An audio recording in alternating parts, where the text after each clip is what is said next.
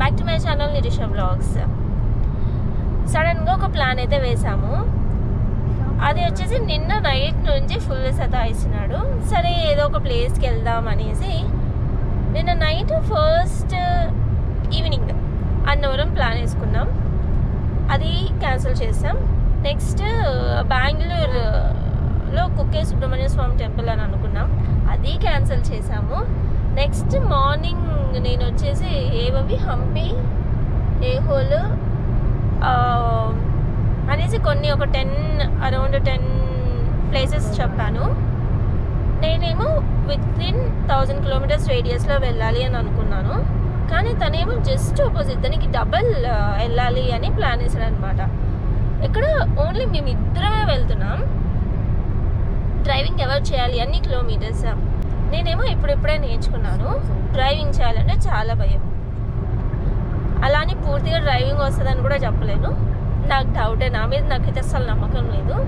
So ఇప్పుడు ఆబ్వియస్గా only వెళ్ళడమే 1000 కిలోమీటర్స్ ఉంది. ఆ 1000 కిలోమీటర్స్ ఒక్కడే డ్రైవ్ చేయాలి ఆబ్వియస్గా తిని. సో 1000 కిలోమీటర్స్ తనకి వదిలేస్తే ఇప్పుడు నేను హాయిగా ప్రశాంతంగా పట్టుకొని నిద్రపోతాను. నార్మల్గా మేము ఎగ్జాక్ట్గా 8:15కి స్టార్ట్ అయ్యాము. టైమింగ్ ఏమో 18.5 అవర్స్ చూపిస్తుంది. మా ఆయన కొంచెం ఫాస్ట్గా డ్రైవింగ్ చేస్తే కొంచెం త్వరగా వెళ్ళొచ్చు. రేపు afternoon as per Google maps afternoon 3 PM చూపిస్తుంది. మా టార్గెట్ అట్లీస్ట్ 1 PM కల్లా వెళ్ళాలి అని. అది అవుతుందో లేదో కూడా తెలియదు. తను డ్రైవ్ చేస్తే అవ్వచ్చు, నేను డ్రైవ్ చేస్తే మాత్రం అవ్వదు. సో మరి అవుతుందా? చెప్పు అవుతుందా? 1 o'clock పక్కా? ఓకే, చూద్దాం. బట్ ఎక్కడికి వెళ్తున్నాము అన్నది నెక్స్ట్ వీడియోలో ఖచ్చితంగా చూపిస్తాను. డైరెక్ట్గా చూపించి మీకు చెప్తాను ఎక్కడికి వెళ్ళామన్నది. నైట్ స్టార్ట్ అయినా కూడా ఇంట్లో ఏం ఫుడ్ చేయలేదు. అందుకే లేట్గా డిన్నర్కి ఆగాము. డిన్నర్ అంటే పెద్ద హెవీగా ఏం కాదు, జస్ట్ ఇడ్లీ దోశ మాత్రం. టైం వచ్చేసి 11:42. కర్నూలు దగ్గరికి వచ్చాం. ప్రజెంట్ మేమైతే బెంగళూరుకి రీచ్ అయ్యాము. బెంగళూరు ఎంటర్ అయ్యాము. టైం వచ్చేసి 4:21 AM. ఇప్పుడు మా current time reaching time 2 PM చూపిస్తుంది. సో 1 hour అయితే కవర్ చేసిండు. కర్నూలు తర్వాత నుంచి కొంతసేపు మేలుకున్నాను, ఇంకా తర్వాత పడుకునేసాను. నాదైతే స్లీప్ అయిపోయింది. తను మాత్రం అస్సలు ఆపకుండా కంటిన్యూస్ డ్రైవ్ చేస్తూనే ఉన్నాడు. పడుకొని నేను డ్రైవ్ చేస్తానని మరి పడుకోబెట్టేస్తాడు.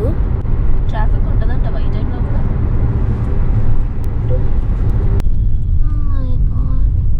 ఇంత పెద్ద రోడ్డు ఉంది కానీ లోపలేమో చిన్న రోడ్సే కదా బెంగళూరు సిటీ లోపల.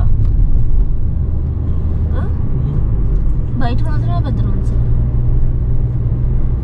మళ్ళీ దానికి ఏమో టోల్ గేట్ కట్టాలి. తనకి రూట్ చెప్పమని నిద్ర లేపితే నేనేమో వీడియో రికార్డింగ్ చేస్తూ కూర్చున్నా. స్ట్రైట్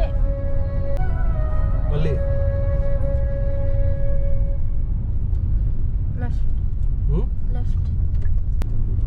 ఏం రూట్సే బాబు, అన్ని 1 వేసే ఎందుకు ఇడా సగం. ఎన్ని రోడ్లు మారాలి అసలు, ఎన్ని టర్నింగ్లు. లెఫ్ట్ ఏంటి?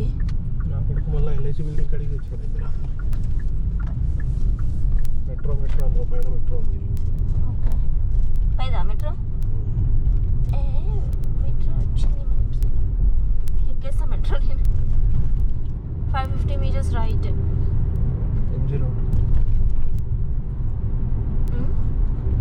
Brigade road. ఇది మహాత్మా గాంధీ రోడ్.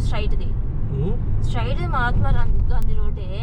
ఇప్పుడు రైట్ వెళ్ళాలి 130 meters బ్రిగేడ్ రోడ్కి. ఇది కూడా ఎంజీ రోడ్. ఇటు లెఫ్ట్ పోతే ఇందిరానగర్. మనకు తెలియదు సార్. చిక్పేట్ పోదామా? చిక్పేట్కి గాడి కాబోయేదా? ఇవి కూడా అయ్యే అన్ని. మరి ఒక్కసారి కూడా షాపింగ్ చేయించలే నువ్వు. ఎంతో బాగుంది అసలు. మార్నింగ్ అయితే బాగుంటుందేమో, లైటింగ్. నైట్ సారీ మొత్తం అన్ని పబ్బులు ప్రతాపరం ఈడ. అవునా? అన్ని లైట్స్ ఉన్నాయి, ఆన్ చేయొచ్చు కదా 24/7. బెంగళూరు అందమే కానీ ఇప్పుడు వచ్చిండ కనీసం తిరిగిండ బెంగళూరు మీద నుంచే, ఇది తమిళనాడు, కేరళ, సంథింగ్. కానీ ఇప్పటి వరకు చిక్పేటకి మాత్రం తీసుకెళ్ళలే. చిక్పేటలో ఏం చేస్తాం? మా షాపింగ్ మా ఏముంది హైదరాబాద్లో చార్మినార్లో చేసినట్టు చిక్పేటలో. హైదరాబాద్ కంటే చిక్పేటలో ఇంకా తక్కువ. రిటర్న్లో తీసుకురా అట్లీస్ట్. ఎందుకు అసలు బెంగళూరు ట్రాఫిక్లోకి వచ్చి నువ్వు ఆ రూట్లోకి ఇప్పుడంటే నీకు ఖాళీకి కనిపిస్తుంది, ఆ తర్వాత అసలు వెహికల్ అలో చేయరు ఆ రూమ్లో కాదు ఆ రోడ్లో. అదే చెప్పేది, వెహికల్ అలో చేయరు, బ్యారికేడ్లు వేసేస్తారు. మరి నేను ఎప్పుడు చూసేది దిస్ ఈజ్ బెంగళూరు. స్ట్రైట్కి వెళ్తే హొసూరు రోడ్ ఎలక్ట్రానిక్ సిటీ వస్తుందంట. Electronic city Bommanahalli, Hosur. ఎవరి దగ్గర విన్నా ఇవన్నీ పేర్లు? ఎలక్ట్రానిక్ సిటీ అంటే ముందు తెలీదమ్మా, తెలీదు నాకు, బెంగళూరే తెలీదు. సరే గైస్, మనం వచ్చేసి తమిళనాడు అయితే వచ్చాము.